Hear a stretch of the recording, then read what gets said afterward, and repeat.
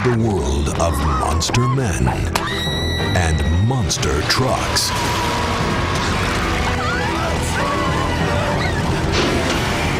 I saw the guy, he's a freak!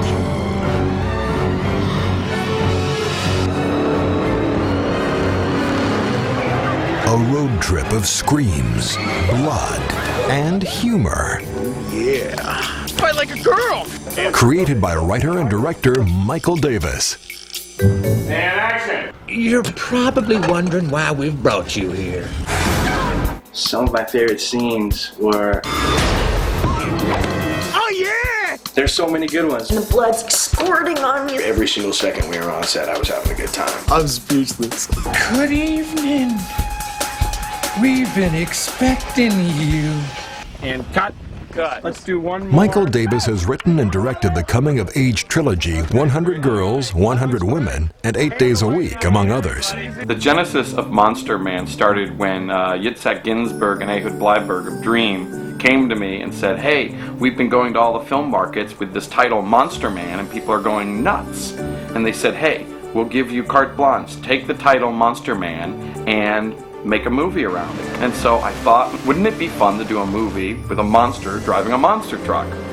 And so I sort of toyed with it and I said, hey, this is a good idea for me because my last couple movies had been these romantic comedies and I had these two guys in my movies always talking about girls and sex. I can do the same things. I can have the two guys on a road trip talking about girls, talking about sex, and then they get harassed by a monster driving a monster truck. Look at the size of that thing.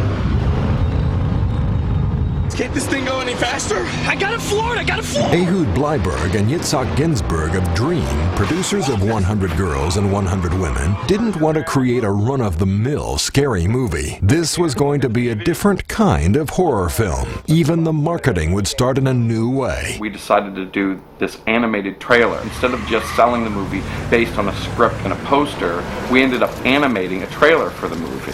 I ended up drawing probably 15,000 drawings animating, the key scenes, the key moments, when the monster truck actually drives over the guy's skull.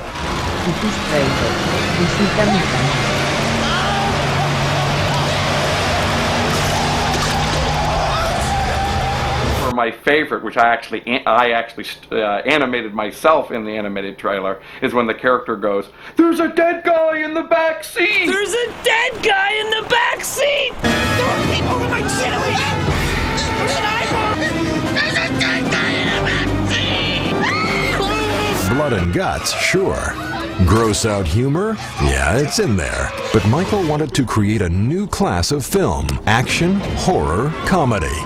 My goal in creating the script for Monster Man was to create a horror film that was exciting and interesting even when the horror wasn't happening.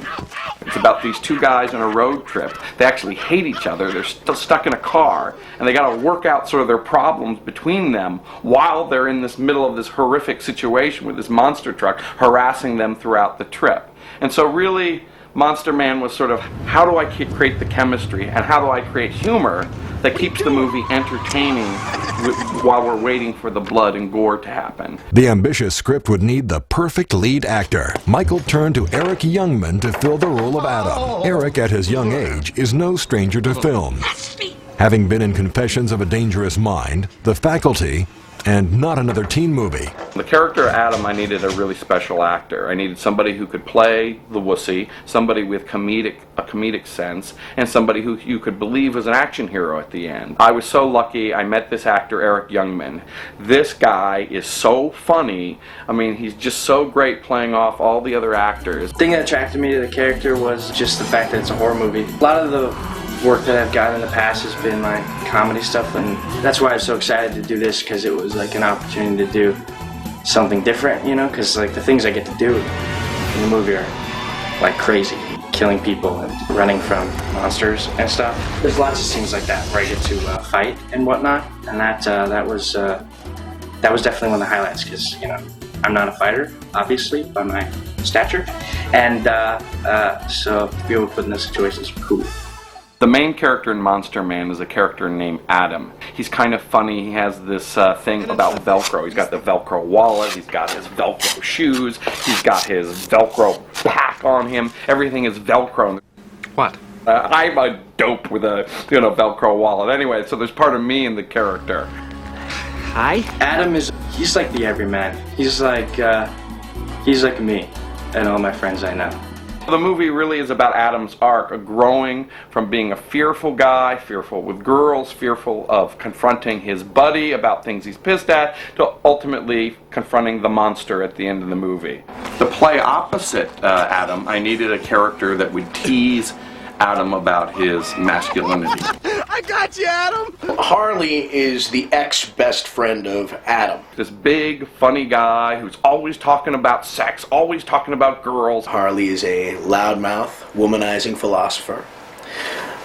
Completely different than myself. Harley is the one who sort of starts the whole problem for them. These rednecks must have an IQ the same number as my underwear size to enjoy this. I don't really think it's such a good idea to use the phrase redneck in a place like this. Oh, okay.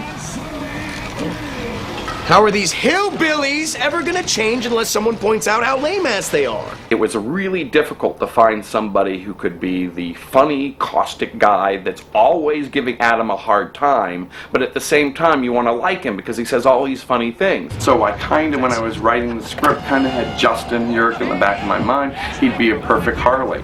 Justin Urich was the actor with the ideal experience for this role. He starred in comedies such as The Nutty Professor 2, The Klumps, and How High, as well as the horror films The Rage, Carrie 2, and Horror 101.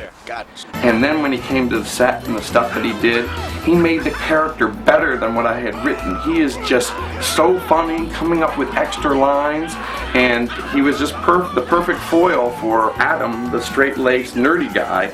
And the great thing about the movie is that Justin Urich and Eric Youngman had such great chemistry, not only on screen, but they were pals off screen. We didn't really know each other that well when we started, so we figured, and since most of the movie takes place in the car, we figured that we'd carpool. I think that helped a lot also, because we kind of built a relationship throughout the movie, as we were kind of building a relationship in the movie. With the stars of the film, the two buddies, in place, there was just one thing missing. My name's Amy Brooks, and I play Sarah, the bad hitchhiker girl. And no, I've never hitchhiked, and I'm not a bad girl. Whoa. Relax, guys. I just crashed in your car. Amy Brooks comes in, and oh my God, I had a crush on her. Yeah. Oh, yeah. She is just funny, she's sexy, she's smart, and she just brought the character to life. Where are you headed? Anywhere but here. And why is that? None of your business. Amy Brooks, a gorgeous and exciting newcomer to film, has been a regular on both Days of Our Lives and Port Charles. Oh, check out the Space Cowgirl. Well, she's a bad girl from a hick town. She's on the side of a road in, knee-high boots and a short skirt. She's up to trouble. That belly button ring is a sure sign that she is corrupt with horniness. I'll bet you she is free and breezy underneath that skirt, giving you easy access to her rosebud. The movie's really simple. It's a buddy movie, two guys on the road. But what you really need is a hot girl in a horror movie. And so I wrote the character of Sarah. Well, there's a little love triangle going on. I mean, when you're in a small little car driving down the road, and I'm the only girl, they want me. He meets this girl, Sarah, on the side of the road, and they pick her up, and he falls for her. And which guy is she gonna fall for? Who should go for it? And that leads to a lot of the comedy, and also, adds sort of a little bit more sex appeal to the movie. And we auditioned lots and lots of girls for the part of Sarah. I found Amy Brooks, and I fell in love with her. I just think she's so funny, so sweet, so sexy, and she has a sort of a tough edge to her as well. I can't give away a lot, but I'm really excited about the end of the film. I get to do some pretty cool stuff that I've always wanted to do as an actress. With the three main characters in place, the casting was finally complete, and after several months of pre-production, the the film was starting to become a reality. I like this movie because it's not just scary, but there's a lot of funny stuff in it. And when I read the script, I laughed out loud, so that pretty much did it for me. The script is really not like anything that I've ever read before. It's got a great relationship between friends, plus it has all the humor and all the gore of a good horror film. With people, you either hit it off or you don't. And I think that there was definitely, we got along real well, and the chemistry was definitely there, so it all worked out. The actors were not the only characters on the set. One of the biggest was behind the camera. What was it like working for Michael Davis? Michael Davis is a total trip. Very passionate guy. Michael's incredible to work for because of his energy. Michael's great. Let me just tell you, he's the most enthusiastic director. If you watch him during a scene, he'll be looking at the monitor, and if it's like say a screaming scene, he'll be screaming like with them. Like, oh yes, good, great. Okay, I gotta do this, all right? Okay, now we're gonna do this. This character's gonna go over there, and then this character's gonna stab them in the neck, and then this is gonna happen, and he's so excited about it, you just gotta grin and just watch him do his thing. Back and forth. Wiggle out, try to wiggle out. Looking back, look back, no, look forward. Here comes the second impact, here it comes, and bam! And when he was watching these scenes, when he's behind looking at the screen, he's just getting so physically involved in it. It was a lot of fun to watch, a lot of fun to work with him. See the curve when you turn back, so look back, now forward, you see a curve, turn, now right. All right, impact!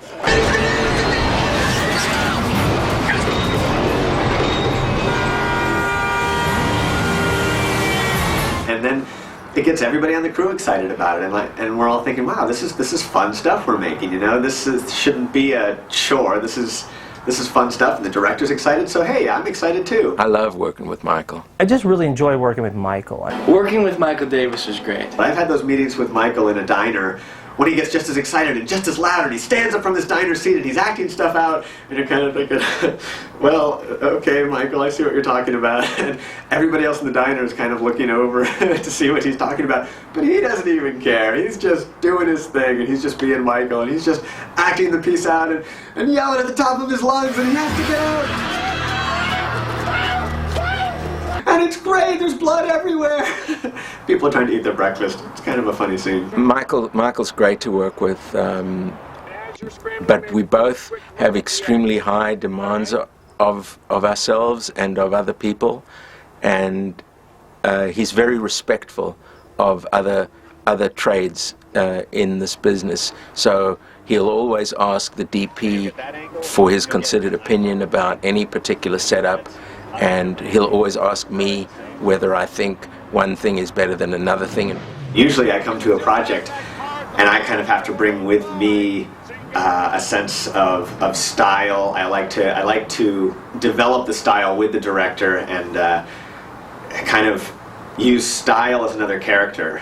Not Michael. He sees that finished film in his head and he knows exactly what he's looking for. So I started talking about developing a style for it. And he got all excited as Michael gets, and he's like, oh yes, I was thinking of this and this, and he pulls out all these DVDs and starts showing me all these different colors from Jerry Bruckheimer films, certain oranges, certain blues, certain greens. And I got all excited because I was thinking, oh, this is a guy after my own heart. The cast, the crew, and the director were working together as a great team. This horror film needed only one more thing. Fuckface. Fuckface? Fuckface. Fuckface, fuckface. What are you doing, dude? I think I took a wrong turn. Well, this is a perfect place for old Fuckface to nail us. Fuckface? Yeah, you saw the guy. His face was totally fucked up. Looked like someone quilted his face together. Wired his jaw shut, too.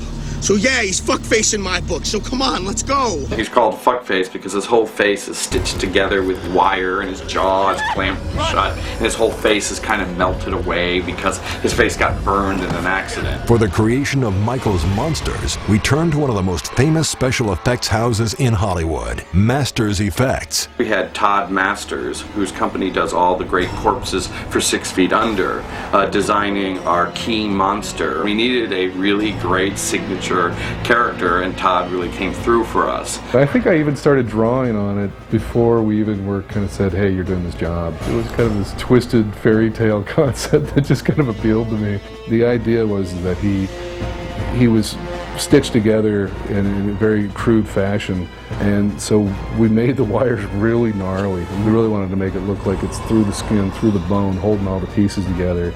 So the scenes when he's talking or trying to talk, you know, he's pulling against his skin, trying to open that jaw. Looking for this, boy. It's really important to get that kind of empathy for the character, and also to kind of build in the horrific elements of the whole thing. I mean, it's pretty harsh. Todd also did the character of Brother Fred, who actually has this big tire track, as you'll see, right in his abdomen, like his whole torso has been flattened. And Todd and his people did a really, really fantastic job. Yet the biggest star of the film was a four-wheeled giant, a monster truck. Everybody, quick, listen up. I got some earplugs here. The monster truck is very loud. And it's just huge. It's a monster. It's scary.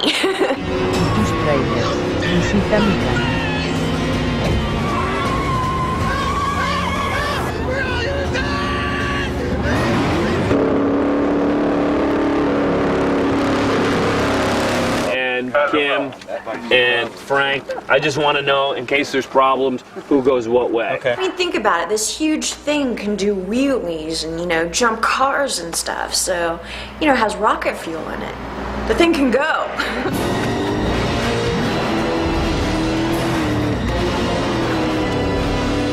Yeah, nothing like running away from a monster truck in 4-inch high heels. Designing this ominous and evil monster truck fell to production designer Reuben Freed. Reuben looked back through history for inspiration. Thinking back to what is like the most primitive, brutal, evil kind of looking thing on wheels, and what came to mind were these World War I German mobile artillery vehicles. This one particularly spoke to me. He's purely evil. There is nothing joyful about this. This is just real, like, ugliness. This is the ram on the front of the Monster Man mobile. That's our joke. It came together with a bunch of very innocent materials, but the effect, I think, was to give it this heavy, ominous presence. This is the first time I worked with a monster truck, and I have to say the whole movie could not have been made without the help of Frank Scattini. And then he did all the stunt driving. When somebody needed their head run over, Frank would do it, and he was like, he could stop on a penny. Frank Scattini is the best monster truck driver in the world. We're just running away from the monster truck, and I didn't even have to look back because I could hear the thing right behind me, and I really ran. Because one little trip, and they said, oh, don't worry, Amy, the guy's really good at braking. Okay. Can I see that in writing, please? He's really good at braking. I mean, I hauled ass. I ran really fast. Being chased by a monster truck is very scary, but there is one secret that even Amy doesn't know. When we shot the truck, it could only go 15 miles an hour. How can I do a chase scene with the truck going 15 miles an hour? To fix this problem, Michael turned to someone who wasn't even on the set. Kevin, my editor, made the truck chases work. Trying to get this intimidating, scary truck approaching these guys and chasing them across the desolate landscape was very difficult because of the truck's speed. Kevin took the choice pieces and created this blur of action and blur of motion with this truck that really wasn't going very fast and turned it into a real truck chase, and he had to do it twice. In the end, I think it really succeeded, but at the time we were a little worried about, will this look okay if we speed these shots up, and it looks great. I got to do another horror film because I had such a great time making Monster Man. Every guy would love to do a movie where he gets to kick ass and get bloody and make out with hot chicks and just have fun. Just a fun piece that's radically different than everything else I've ever shot. When you get to work with a crew and a cast that just really fully click together, it makes everything easy and makes everything such a pleasure. It's just so much fun as an actor to do a horror film because there's blood and gore and monsters and lots of screaming, lots of hoarseness at the end of the night. Dream Entertainment provided the concept. Michael Davis brought his creative vision. Special effects supplied over 21 gallons of blood. Good evening, Brand. The monster truck devoured over 320 gallons of rocket fuel. Mixed together, this all becomes the hit, Monster Man, an action horror comedy that'll have them screaming for more. Oh, this is not good! This is not good!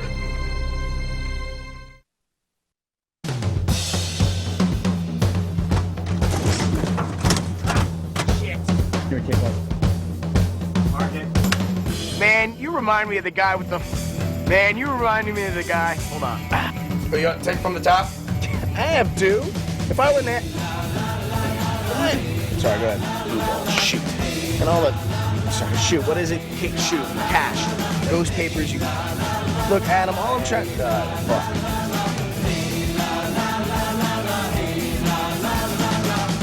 Well, at least we got some of that. One day down, blast off, John. Sky is high. Thank you.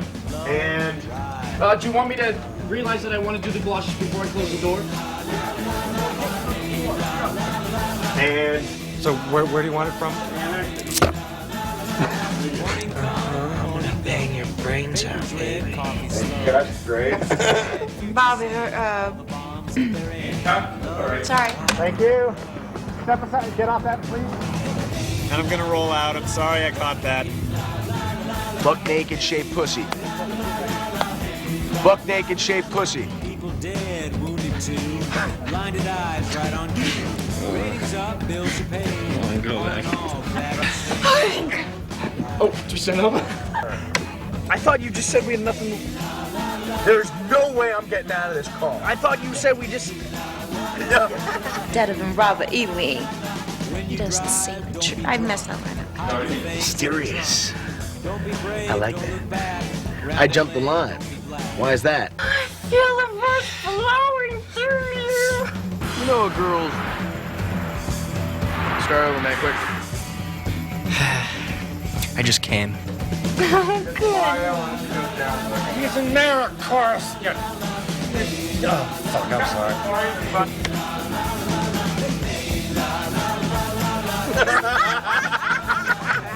So the needle must have been sticking or totally just dropped. Shit. Oh, shoot, what's that line? Y tus trailers. Visita mi canal. Guys, this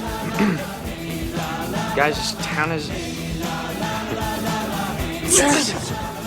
I'm sorry. It's... I stabbed you, didn't I? Stretch your ass out until it looks like a spare tire. Sounds good.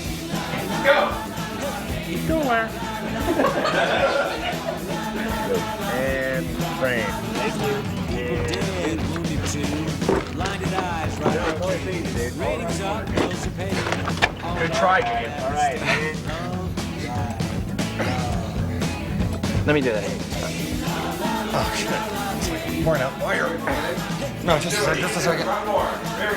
He's watching. Give me the line before.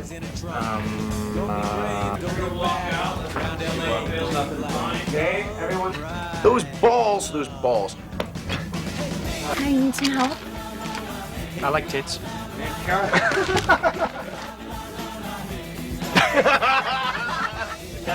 yeah. All right, cover him up.